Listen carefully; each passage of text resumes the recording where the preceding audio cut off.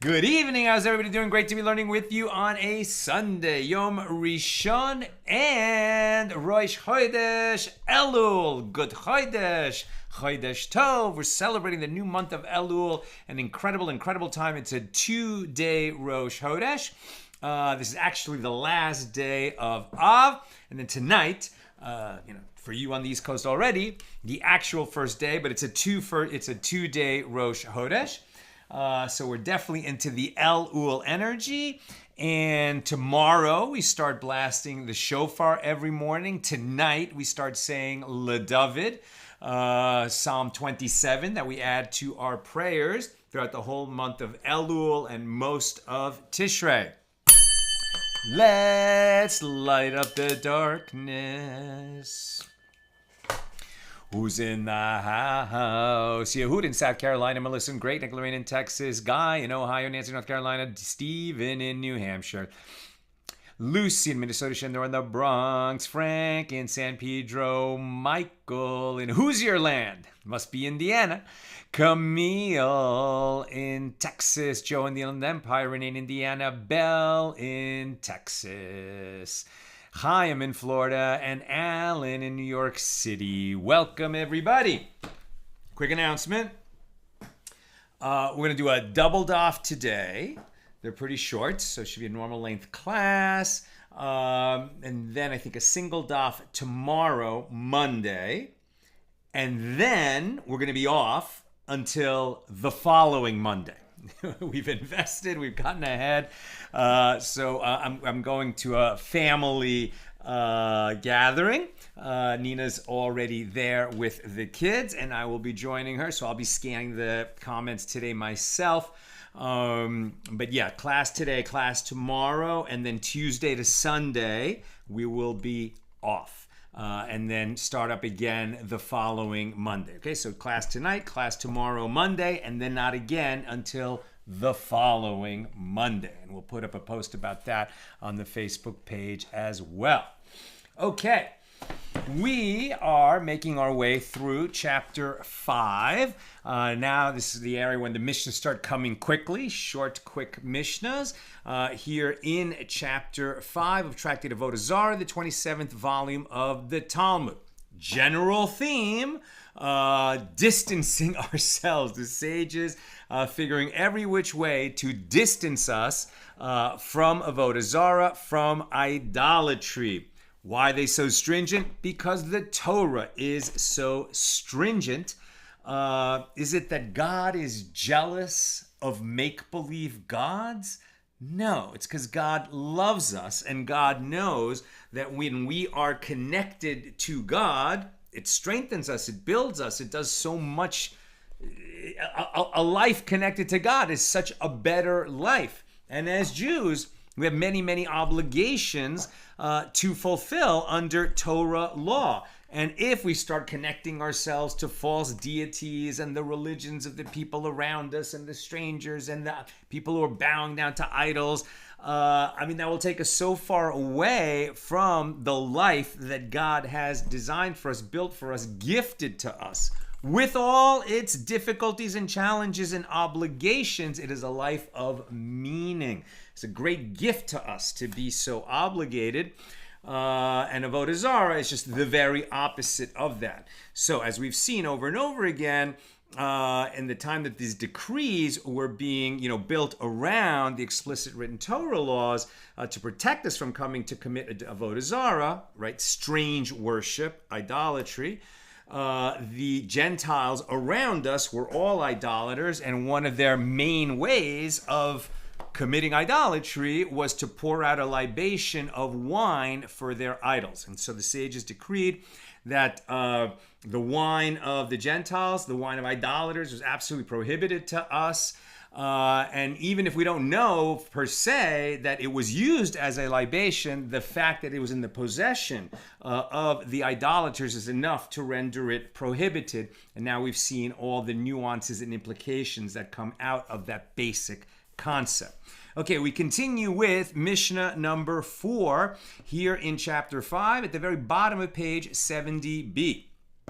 In the case of a military unit that entered a city, if it entered during peacetime, then after the soldiers leave the open barrels of wine, then after the soldiers leave, the open barrels of wine are forbidden, because they had time to drink the wine and presumably use it for libations.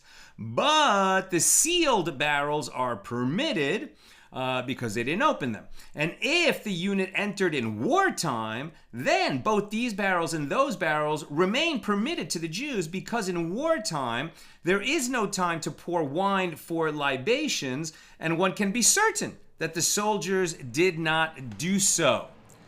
Now that to me is a very interesting insight, right? That tells us that, what our gut feelings or instincts might be about what society was like back then might not have any connection to what it was really like. Because I would have guessed, if during wartime they stayed in a city for a while, they would be praying for success in their war. And if they got access to the wine of the Jews, they might well have poured some out as a libation, as part of, their prayers for success in wartime. But the sages are telling us, no, if it's in wartime, they have no time for that, right? So it seems like their libations is not so much them beseeching their gods for success or for other matters. It's more part of their celebrations, perhaps. Hard to understand, but here we're told, the sages had good reason for their decrees. That's Mishnah number 4. Now 71a, the Gemara. Very short Gemara page of Mishnah number 4. And the Gemara raises a contradiction to the assumption that soldiers during wartime do not have time to commit transgressions from that which is taught in another Mishnah in Tractate Kesuvos 27a.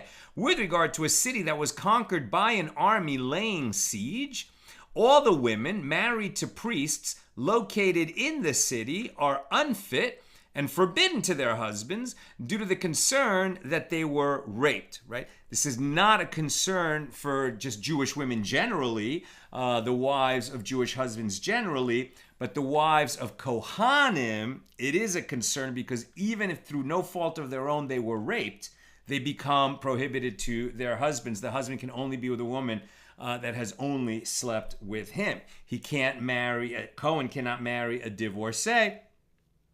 He can marry a widow. A Kohen Gadol cannot even marry a widow. But if they were raped while they were married, then they have to part ways. Now he can choose to stay with her, but then he will be disqualified from serving as a priest in the Holy Temple. And that's just a matter of Torah law that we don't understand. It's beyond our understanding. So here, it's not even that they were necessarily raped or not, but because, this enemy army had control of the city and it was so common for them, tragically, to rape the women of the besieged city, the wives of the Kohanim, become disqualified from remaining with their husbands if the husbands are to serve as Kohanim. So that would seem to contradict this idea that they don't have time to pour libations of wine if they have time for, raping and pillaging. So Rav Mari resolved the contradiction and said they do not have time to pour wine for libations as their passion for idolatry is not pressing at that time. But they have time to engage in intercourse because their lust is great even during wartime. And perhaps that is very cutting insights into human nature. And that concludes our discussion of Mishnah number 4. We move on to Mishnah number 5. With regard to Jewish craftsmen to whom a Gentile sent a barrel of wine used for a libation in lieu of their wage, it is permitted for them to say to him, "Give us its monetary value instead." But once that wine has entered into the possession of the Jewish craftsman, it is prohibited for him to say so. Right? Once he's received possession of that wine that was used as a libation, he can't say, no, you should give me money instead. Because that would be like selling it back to the Gentile and therefore deriving benefit from this prohibited wine used as a libation. Bottom line, a Jewish craftsman has to make sure that he doesn't get paid by a Gentile using wine. Maybe he can refuse it before it enters his possession and say, no, pay me with money instead. I can't take that. But if somehow he acquires it, even against his will, because the Gentile, for example, just drops it off in his courtyard, then he won't be able to exchange it for money. So they had to be sure, to make clear, I guess, in their contract of wages that they would not be paid in wine, again, because the wine of idolaters is prohibited for Jews in every way, not only for consumption, but also for benefit. Now the Gemara on Mishnah 5. Rav Yehuda says that Rav says it is permitted for a person to say to a Gentile, "Go and placate the collectors of the government tax on wine for me, and I will reimburse you subsequently, even if he pays the tax with wine used for a libation." Right? Very interesting nuance here. Right? So, setting the stage a little bit, remember that in the old world, tax collectors were not government employees. They were freelancers who had a contract, so to speak, with the government that they needed to turn over a certain amount of money, on an annual or quarterly or biannual basis, whatever the time period was. They had to just give in a certain amount of money. And then they collected as much as they could, certainly at least what they owed, but they also had to have their profit, and they would often be ruthless. Because they had the official permission of the government to do that, but they were freelancers and they were usually corrupt and took great advantage of the fact that they were the tax collector. I think I've mentioned this before, similar to the way the police operate in very corrupt places like Mexico City, right, where the beat cop has to bribe his sergeant to get to get a good corner. Then he accepts bribes from the people that he stops. Some of it he keeps. He has to earn enough to bribe the sergeant. The sergeant is bribing the captain to get, a district of beat cops working for him. The captain is bribing the chief of police, etc. It's a very corrupt system. So here within that system, they issued a decree that the Jews need to pay tax on their wine. And then that's going to be paid to a Gentile. Okay, well, you're paying a tax on your own wine. That seems okay. But if you're going to get into an arrangement with the Gentile where he's going to pay your tax for you and he's going to use his wine, then it becomes a big problem, as you could see. One of the sages raised an objection from a baraisa. A person may not say to a Gentile, "Go in my stead to the commissary to pay the wine tax for me."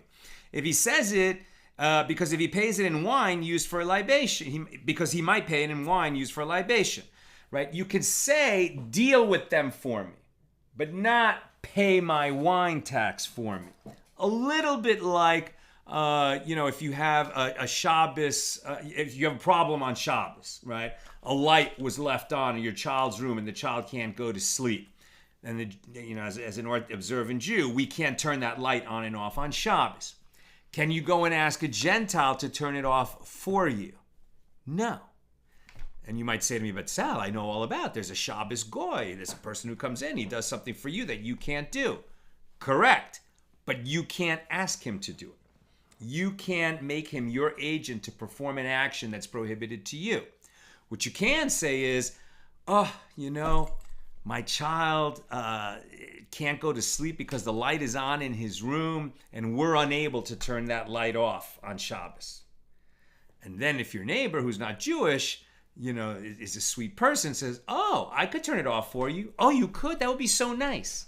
But that's different than asking him to do it, right? And that's the same idea here. You can't be specific, in which case the Gentile is going to use his wine to benefit you. But you can say, could you take care of that? Could you deal with the tax collector for me? And I will take care of something else. Then if he chooses to use his wine to pay the tax with it, that's his issue. But you didn't ask him to do that. You're not directly benefiting from his wine, even though he might be doing you a favor and you'll do him a favor in the future. It's indirect enough that it works. Rav said to him, you say that the case I'm referring to is similar to the one who says to a Gentile, go in my stead to the commissary.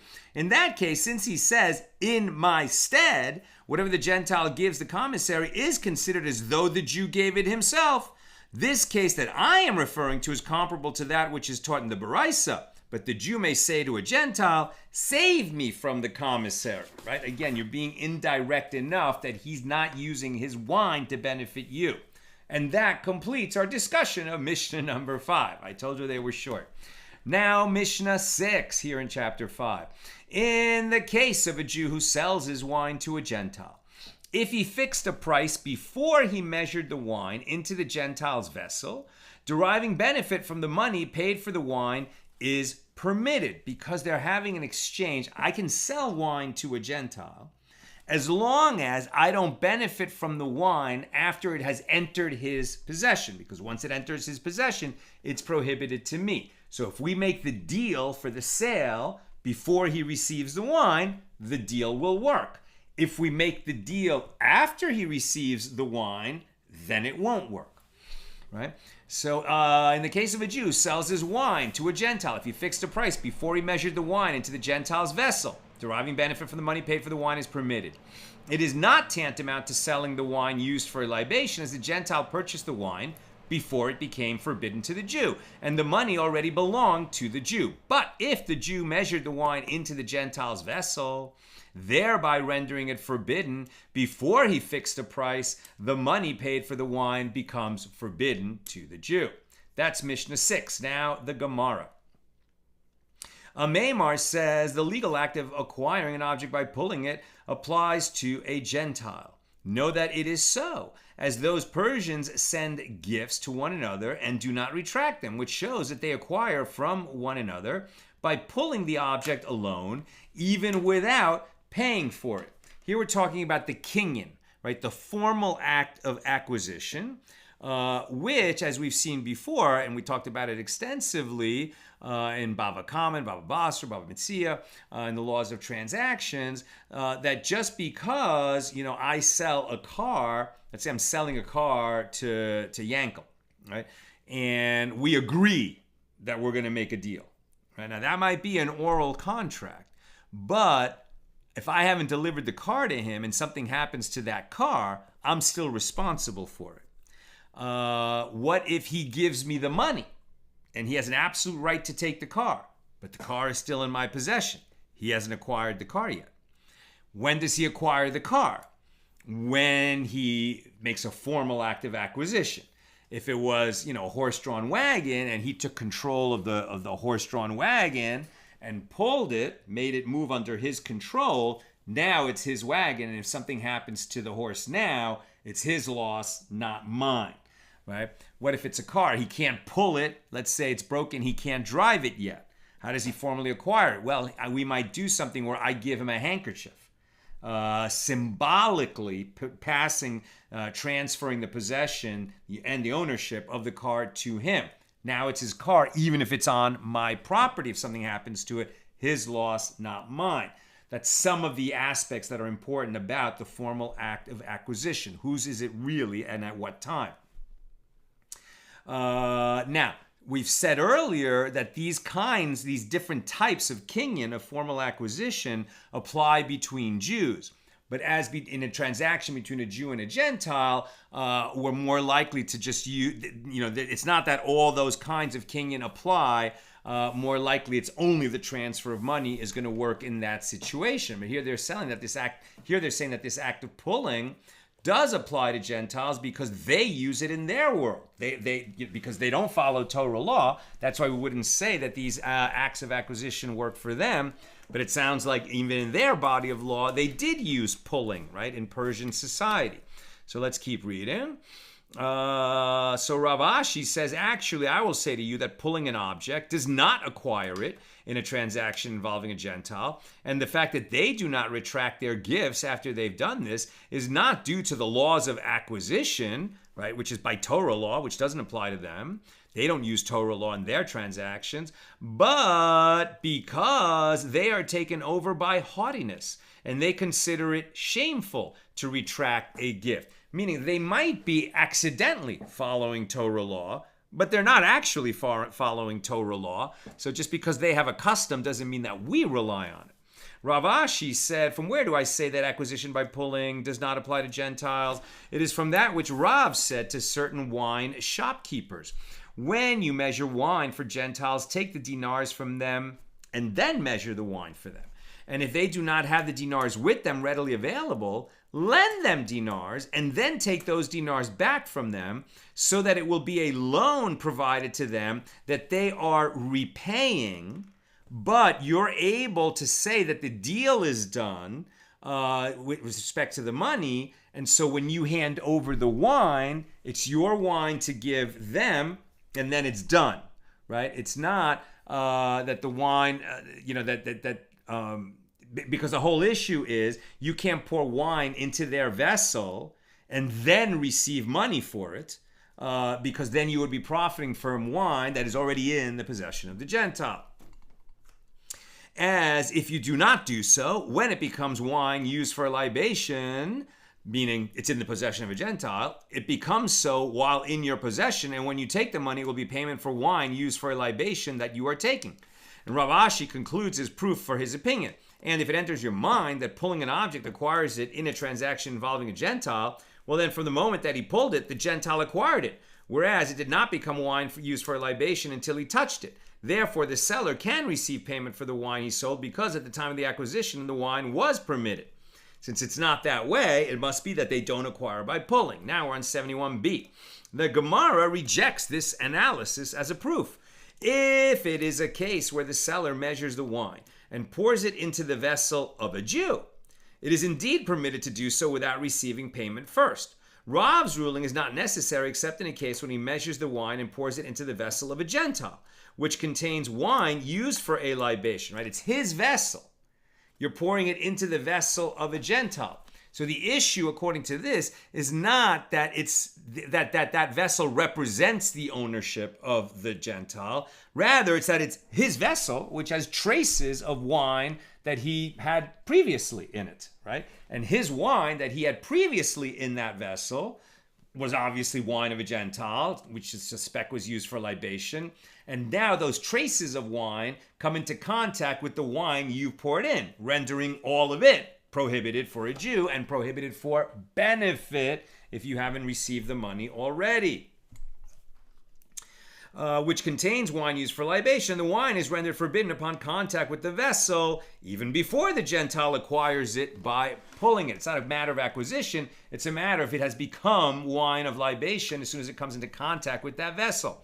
The Gemara raises an objection. Ultimately, even in this case, when the wine touches the interior airspace of the Gentile's vessel, he acquires it, as this too is a mode of acquisition, not pulling, but receiving into your property. And it does not become wine used for a libation until it reaches the bottom of the vessel, making contact with it. So the acquisition occurs before the wine becomes forbidden. Can one conclude from this that, in the opinion of Rav, a stream of liquid serves as a connection between two bodies of liquid? If so, when the Jew pours the wine into the Gentile's vessel, the flow of wine that is in contact with the forbidden wine at the bottom of the vessel would render all the wine poured into the vessel forbidden. All the wine poured into the vessel. Not only that, if we're going to say that the stream connects two vessels, then the fact that the Jew, let's say, has a big barrel of wine that is, a stream of it is coming out into the vessel of the Gentile, if the stream connects the Gentile's vessel to the barrel that the wine is coming from, would that render the whole barrel prohibited? No, because we don't say that a stream connects two bodies of water such that the prohibition on a libation or ritual impurity will flow up the stream. We don't say that, right? We mentioned this earlier. Just like electricity doesn't flow up a stream, of pee, off a third rail in that, that old thought experiment. Okay. It does not flow back up the stream. The Gemara rejects this conclusion. No, a stream of liquid does not serve as a connection. And therefore, if the Gentile is holding the vessel in his hand, the Gentile indeed acquires the wine before it becomes forbidden, and therefore the money paid for it is permitted.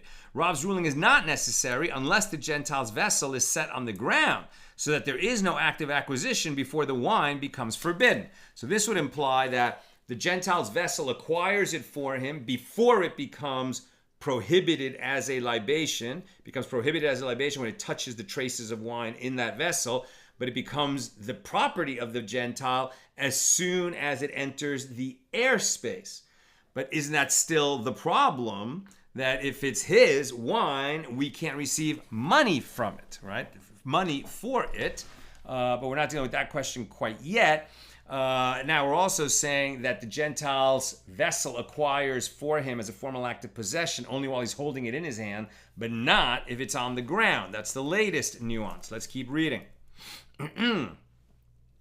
The Gemara asks, but let the vessels of the Gentile acquire the wine from the moment it enters the interior airspace. Can one conclude from this that if the buyer's vessels are in the domain of the seller, the buyer does not acquire the merchandise once it is placed in his vessels? This is an issue that is subject to a dispute between the sages, which remains unresolved.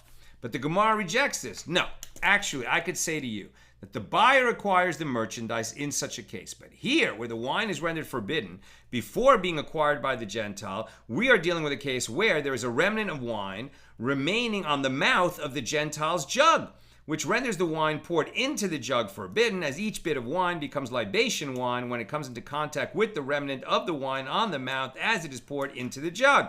This is why Rav told the wine shopkeepers to take the money before measuring the wine into the Gentile's vessel. Now the Gemara raises an objection, and in accordance with whose opinion does Rav say this? It is not in accordance with the opinion of Rabban Shimon ben Gamliel. As if it were in accordance with the opinion of Rabban Shimon ben Gamliel, doesn't he say that libation that becomes mixed with other wine may all be sold to Gentiles for the monetary value of the entire mixture, except for the value of the wine used for a libation that is in the mixture? Accordingly, it is permitted to accept payment for wine that was poured into the Gentile's vessel, and the law is in accordance with the opinion of Rabban Shimon ben Gamliel. And the Gemara answers, the explanation of this ruling can be only according to the opinion of Rav, who issued the ruling. And doesn't Rav say that the law is in accordance with the opinion of Rabban Shimon ben Gamliel only in the case of a barrel of permitted wine that became intermingled with another barrel of libation wine, but not in the case of wine that became mixed with other wine in the same barrel? Therefore, explaining Rav's statement is contradicting the opinion of Rabban Shimon ben Gamliel is not problematic. Consequently, it cannot be proven from his statement that a Gentile does not acquire an item by pulling it. So the Gemara raises another objection in the statement of Ameimar that a Gentile can acquire an object by pulling it. It is taught in a Baraisa with regard to one who buys broken vessels made of gold or silver from the Gentiles and finds among them an object of idolatry, an idol, right? Among these, these fragments of gold and silver.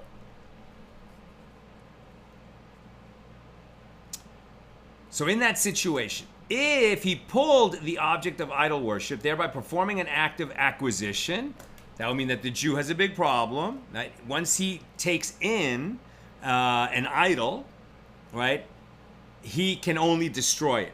So even if he was, because he contracted with a Gentile to buy a bunch of stuff that was not supposed to include any idols, he was paying for fragments of silver and gold, or he was paying for stones, and he's paying a total amount. then it turns out that among the goods that he receives is an idol. He's already paid for it. He can't go to the Gentile and say, hey, I can't receive an idol. Exchange this for other rock, or exchange this for some of my money back. Because he can't benefit from it once it's come into his possession. He can only destroy it. He can say before he receives the goods, make sure you don't give me an idol. I can't receive an idol. If, just what I'm paying you for is stones or fragments of metal that don't contain any, elements of idolatry with them. Right? So same idea that the Jew cannot benefit from idolatry. So again, with regard to one who buys broken vessels made of gold and silver from Gentiles, and he finds among them an object of idol worship, if he pulled the object of idol worship, thereby performing an act of acquisition before he gave the money to the Gentile, he may return the object of idol worship to the Gentile before he gave the money. But if he pulled it after he gave the money to the Gentile, he may not return it. Since the idol's status was not revoked, he must take it and cast it into the Dead Sea. In that case, if it enters your mind that pulling an object acquires it in transaction with the Gentile, as a Maimar maintains, then why may he return the object once he has pulled it, since it is his? Abaye said he may return it because it appears to be a mistaken transaction, since he clearly did not intend to purchase an object of idolatry. Rava said, then why in the second instance, when he paid the money, may he not return it? Is the purchase in the first clause a mistaken transaction, but the purchase in the latter clause not a mistaken transaction? Rather, Rava said the purchase in the first clause and the purchase in the latter clause are both a mistaken transaction, but in the case presented in the first clause, where he did not pay him the dinars, it does not appear as though there is an object of idolatry in the possession of a Jew, and so he may return it. By contrast, in the latter clause, where he did pay him the dinars, it appears as though there is an object of idolatry in the possession of a Jew, and therefore he must cast away the object rather than return it. Next subject, new subject. The Gemara cites a claim against Rav Ashi's opinion that a Gentile cannot acquire an item by pulling it. Mar Kashisha, right, formal act of acquisition. Mar Kashisha, the son of Rav Chizda, said to Rav Ashi, come and hear an objection to your opinion from the Mishna. In the case of a Jew who sells his wine to a Gentile, if he fixed a price before he measured the wine into the Gentile's vessel, deriving benefit from the money paid for the wine is permitted, as the wine was acquired by the Gentile before he touched it. And if you say that pulling an item does not acquire it in a transaction involving Gentile, why is the money paid for it permitted? Rav Ashi replied, here we are dealing with a case where the Gentile paid him a dinar in advance, before the measuring, thereby acquiring the wine with the money, but it's still in the Jew's possession, so he's able to give it over since he received the money first. What he can't do is give the wine first and then receive the money. One of the sages raised an objection. If that is so, say the last clause, but if the Jew measured the wine into the Gentile's vessel, thereby rendering it forbidden before he fixed a price, the money paid for the wine is forbidden. And if he paid him a dinar in advance, why should the money paid for it be forbidden? And Rav Ashi said to him, and according to you, as you say that pulling acquires items in a transaction involving a Gentile, why in the first clause is the money paid for it permitted? In the latter clause, the money paid for it is forbidden. Rather, what have you to say to explain the distinction between the two cases? You say that when the Jew fixed a price, the Gentile consequently relied on him that the sale would not be canceled. So the sale was concluded by the pulling. But in a case where he did not fix a price, the Gentile did not rely on him, and the sale would not be canceled, and therefore the sale was not concluded.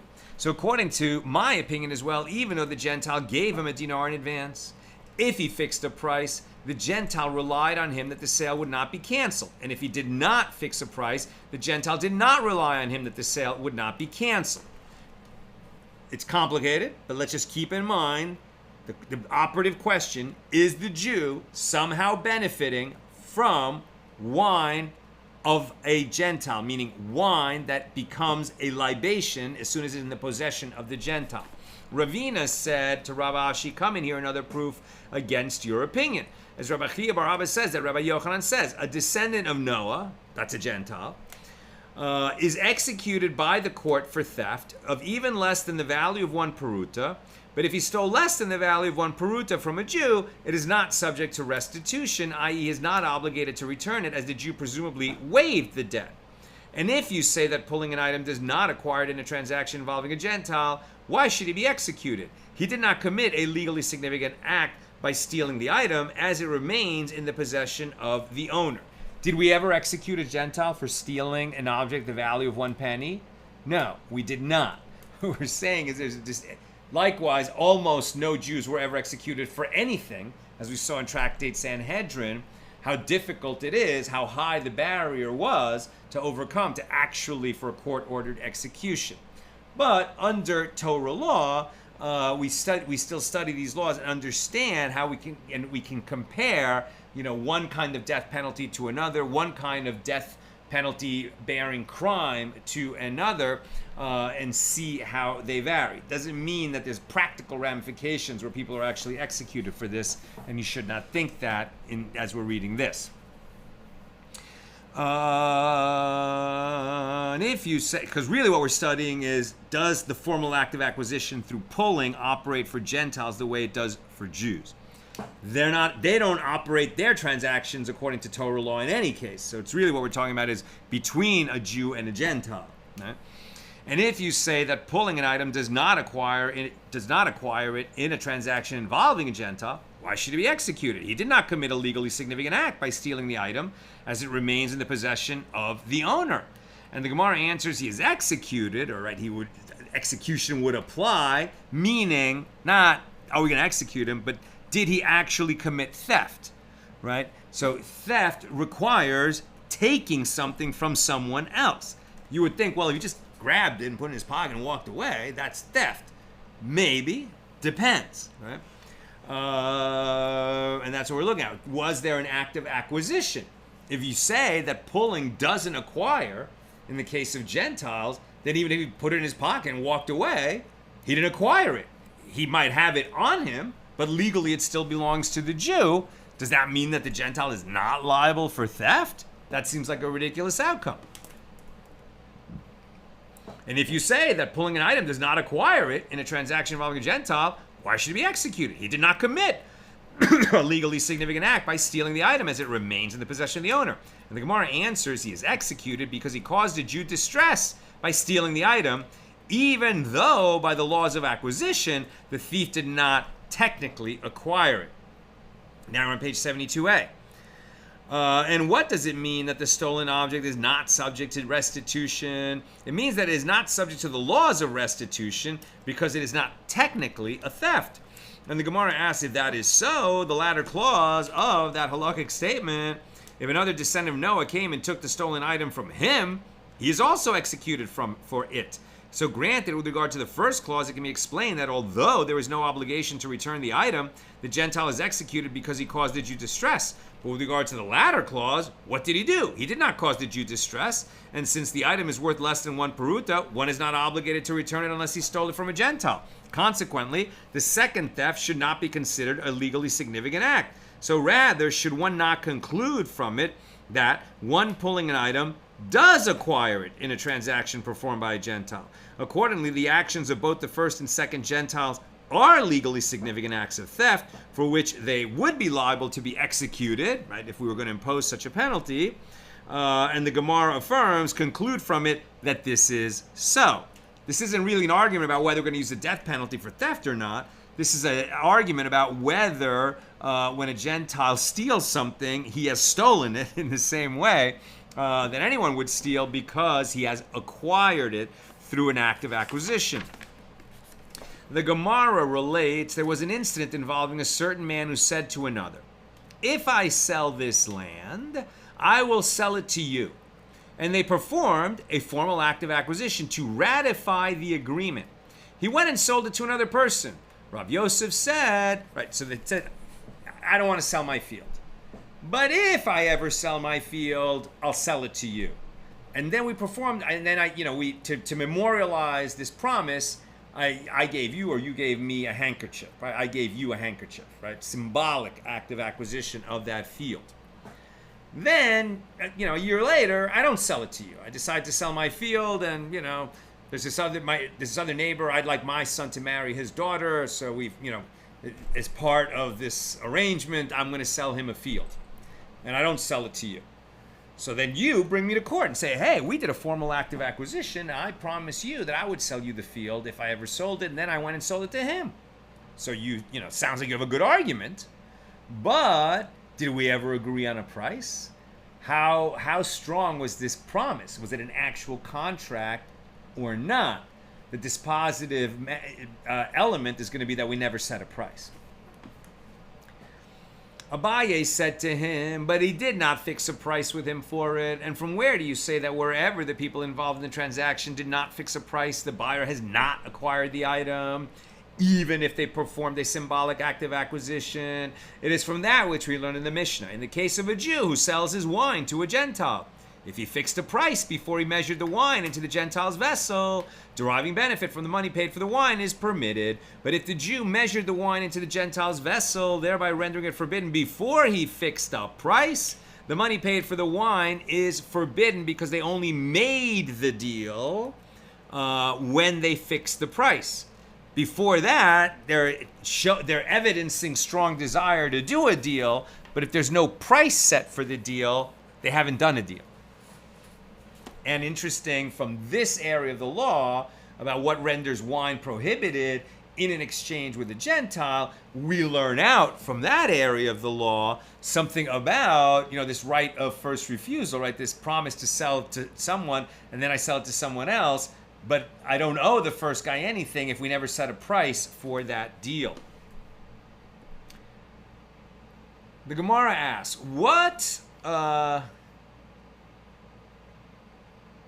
The Gemara asks, what halakhic conclusion was reached about this matter? And the Gemara interjects, what is meant by the question, what halakhic conclusion was reached about this matter? The conclusion is, as we have stated, that it is evident from the Mishnah that the acquisition goes into effect only after the price is fixed. And the Gemara explains its question, but perhaps due to the stringency of the prohibition of wine used for libation, the case of the Mishnah is different and is not characteristic of the law in monetary matters. Are we really going to learn out something about the law of one Jew selling a field to another Jew from the law of whether a Jew can accept money from wine that he sold to an idolater before they fixed the price or after they fixed the price? Aren't these two very different areas of law? And the Gemara suggests, come in here a proof that an acquisition goes into effect only after the price is fixed. As Rav Idi Bar Avin said, there was an incident that came before the school of Rav Chizda, and Rav Chizda brought it before the school of Rav Huna, and Rav Huna resolved it from that which we learned in a Baraisa. If one bought from another produce that was loaded on the seller's donkeys and carried by his laborers, and the purchaser drew the seller's donkey drivers or laborers laden with produce and brought them into his house, in this case, whether the seller fixed the price before he measured the produce or whether he measured the produce after he fixed the price, the purchaser has not acquired the produce. And both of them, the purchaser or the seller, can retract the transaction as no act of acquisition took place, because the pulling seems like it wasn't pulling for the sake of formalizing the deal. The pulling was just, leading somebody's animals to water. That's not the same as pulling to effect acquisition. The Baraisa continues, but if the purchaser unloaded the produce and brought it into his house, this constitutes an act of acquisition. Therefore, if he fixed the price before he measured the produce, neither of them can retract. They have a deal. But if he measured the produce before he fixed the price, both of them can retract because they don't have a deal since there was no price in place. And this illustrates that even if there was an act of acquisition, they can retract the transaction until the price has been fixed in accordance with the statement of Abaye. There was a related incident involving a certain man who said to another, if I will desire to sell this land, I will sell it to you for 100 dinars. Okay, different case. Now they set a price. And they performed an act of acquisition to ratify this promise that if I ever sell this field, I will sell it to you for 100 dinars. But he went and sold it to another person for 120 dinars. If I ever sell my field, I'll sell it to you for 100 dinars.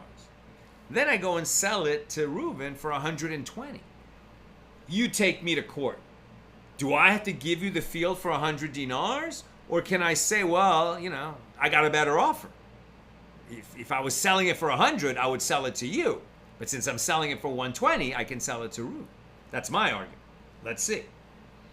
He went and sold it to another person for 120. Rav Kahana said that the first one has acquired it. I can't sell it for 120. I have to give it to you for 100. But Rav Yaakov or Nehar Pikod objects to this. Those 20 additional dinars compelled him to sell it to a second purchaser.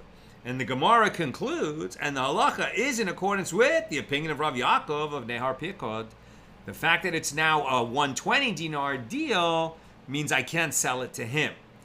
Now you might ask, well, shouldn't I give you the right to sell it, to buy it for 120? Not necessarily. We didn't agree on that, right? So if I just went and sold it to 120, that sale stands. If I sold it to him for 100, we would have to undo this sale and I would have to sell it to you. If the seller said to the purchaser, I will sell you this merchandise as it is assessed by 3 people, even if 2 out of the 3 agreed to a certain assessment, the seller must accept this price. Majority of the views about the price of the appraisers.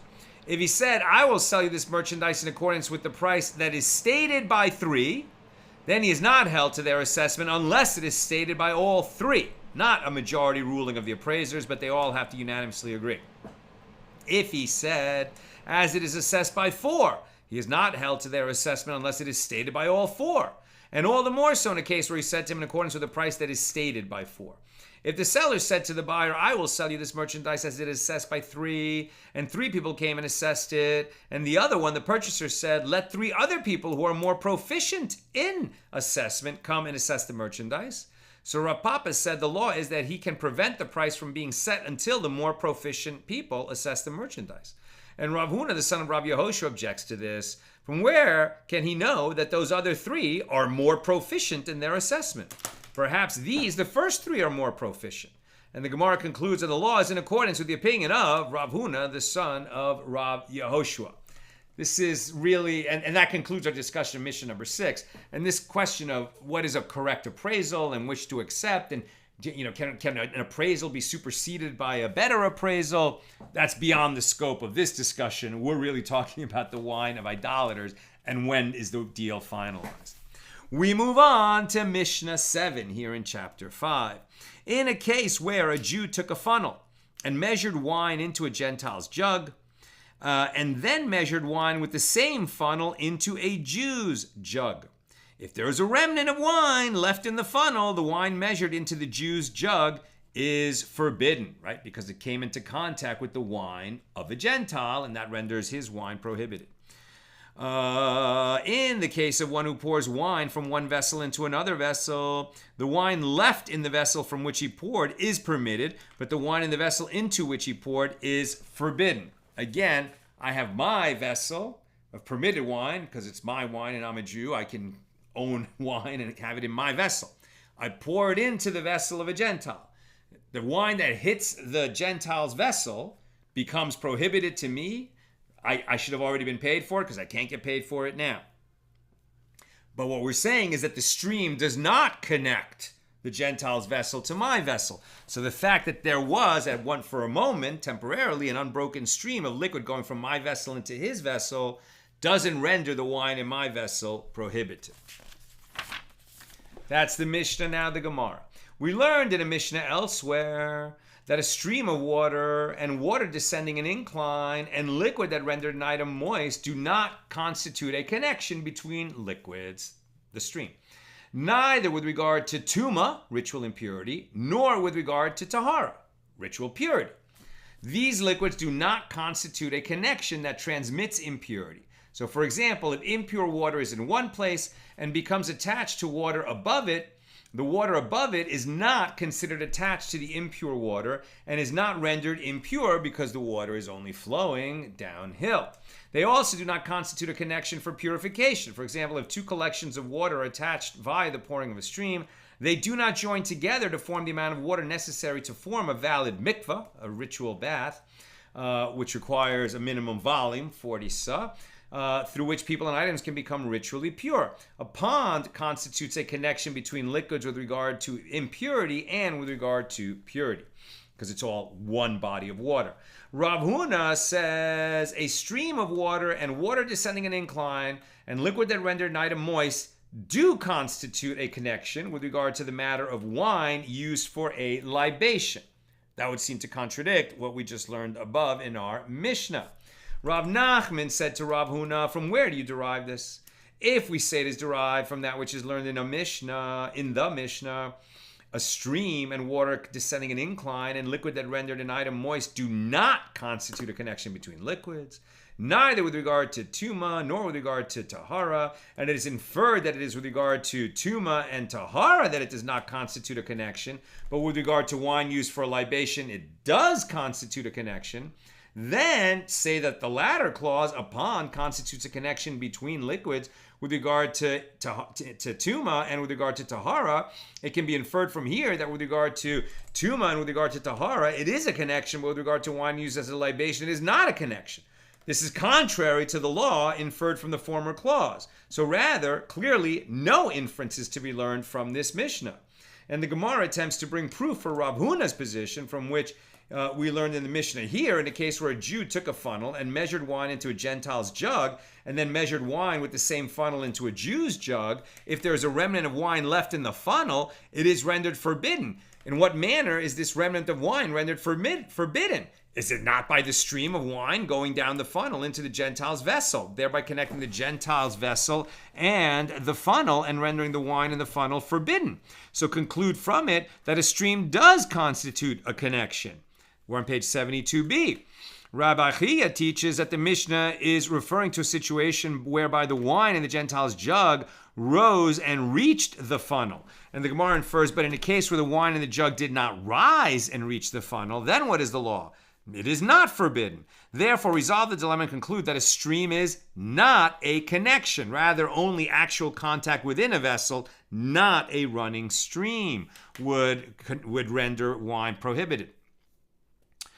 But the Gemara rejects this inference. No, Rabbi Chia means to say that in a case where the wine in the jug rose and reached the funnel, you can resolve the dilemma and conclude that it is forbidden. But with regard to a stream, the dilemma has not yet been resolved. So the Gemara suggests coming here a proof from the second topic discussed in the Mishnah.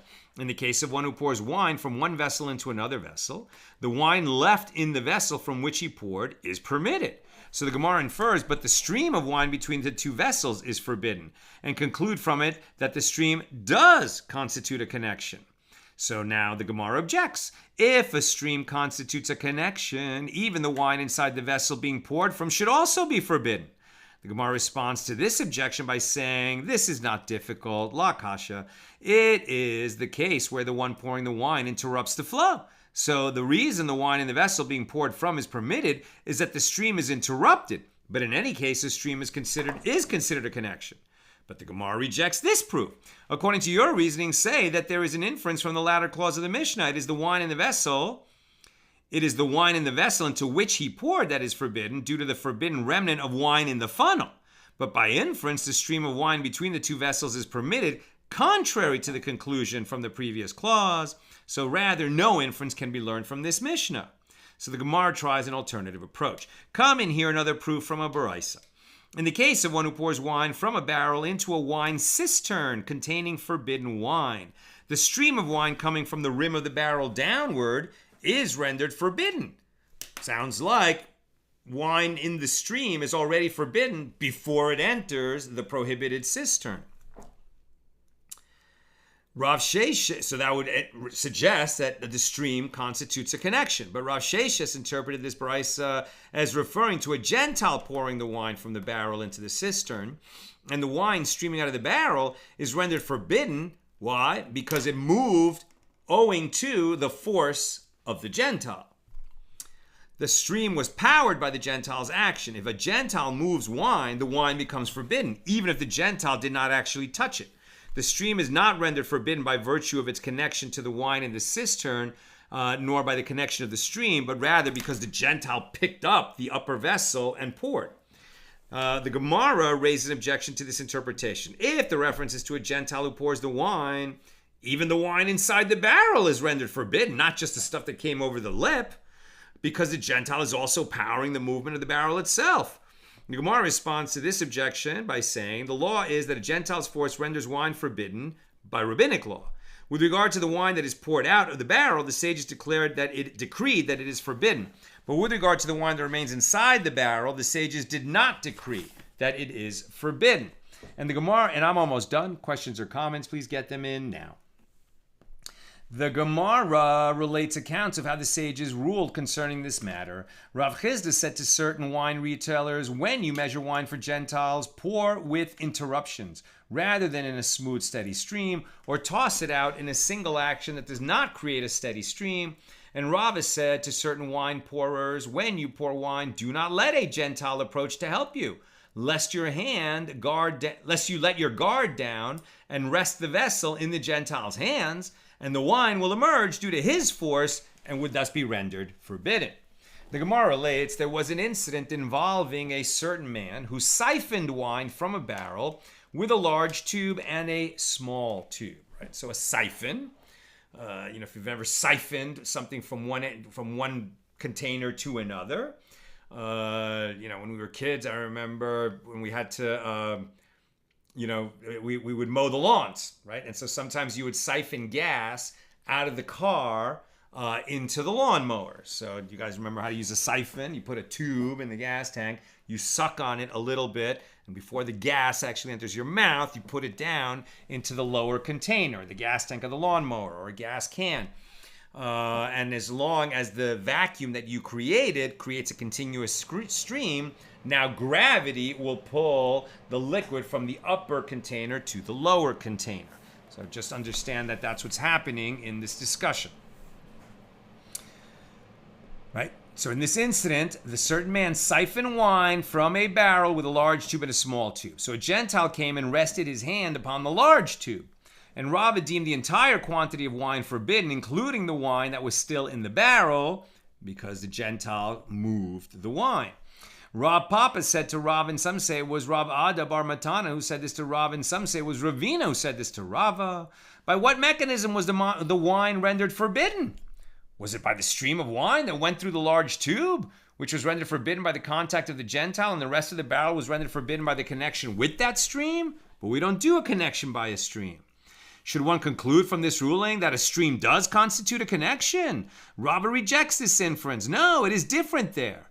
As all of the wine in the barrel is drawn toward the large tube and the small tube, and so it is as though the Gentile had touched all the wine in the barrel. Interesting ruling, meaning that once you start a siphon going, if you don't move the siphon, all the wine is going to come.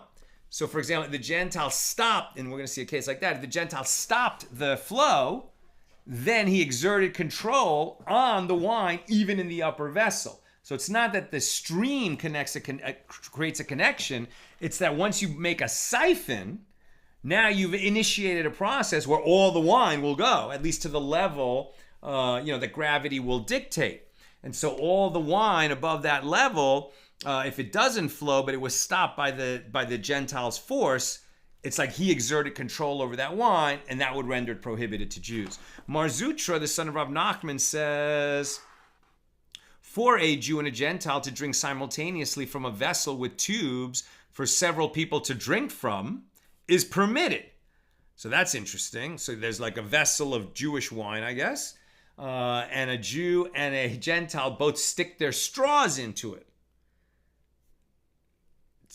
According to this, permitted. You might have thought, well, that should not be permitted, right? Because if the Gentile sucks up through his straw, okay, what he's pulling doesn't create a connection between his lips, right, and what's in the wine. But if he's sucking on it and then he stops sucking, whatever was in the straw goes back down.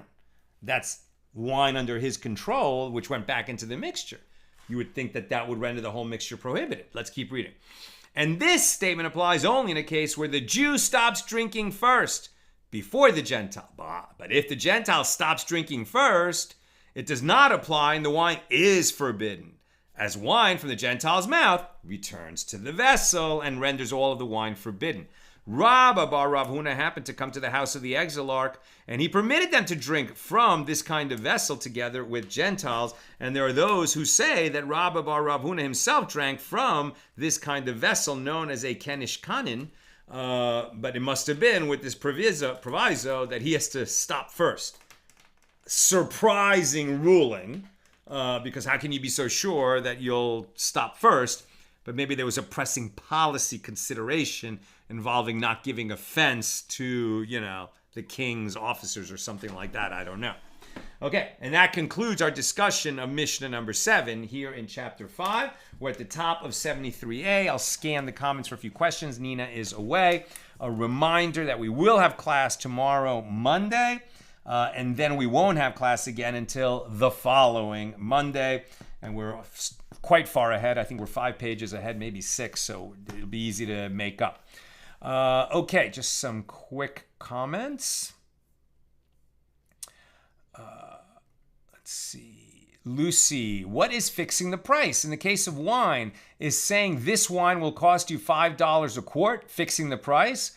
Or do you have to actually give what the actual price will be for the actual quantity sold? Then one would have to estimate the measurement before selling to the Gentile. Exactly. And that's why the measurement has to happen when it goes into his vessel. And they say that there is not a deal unless they fix the price before the measuring began, right? Because if they fix the price afterward, then there was no contract until then, and then the wine would already be in the possession of the Gentile. And at the time that you set the price, which is when the contract was concluded, then you could no longer benefit from it and you would not be able to get paid for it. That's why you have to set the price first. And it's your first understanding.